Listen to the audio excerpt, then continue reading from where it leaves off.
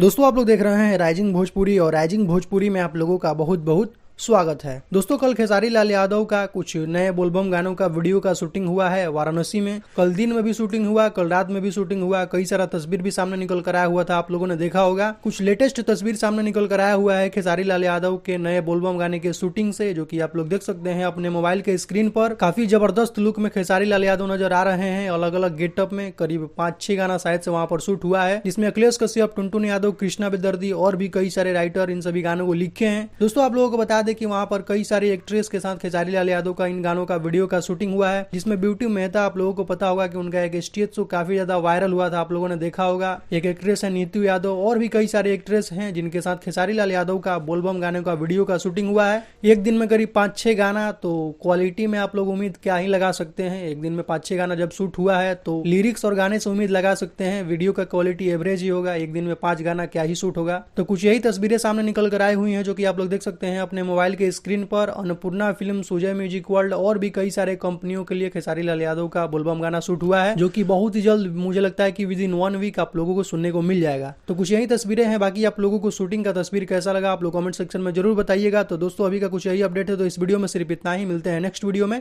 Thank you so much.